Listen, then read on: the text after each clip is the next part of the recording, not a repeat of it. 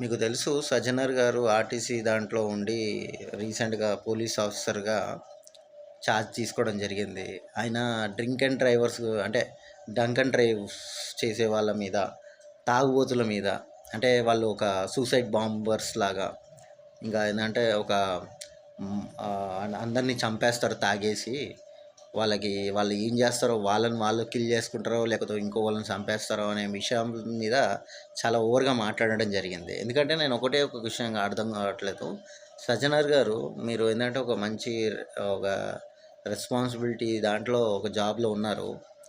దేశం మీద అంత చిత్తశుద్ధి ఉంటే ఈ పొలిటికల్ లీడర్లతో కూర్చొని, సార్ ఈ దేశంలో మందుని బ్యాన్ చేసేద్దాం సార్, మొత్తం మందు షాపులన్నీ మూయించేద్దాం సార్, మందుని అసలు తయారు చేయడమే మానేద్దాం సార్ అని చెప్పి ఒక నిర్ణయం గురించి మీడియాలో మాట్లాడండి. ఇలాగే నేను ఈ పొలిటికల్ లీడర్ వాళ్ళతో నేను మాట్లాడినా డిస్కస్ చేసినా అని చెప్పండి.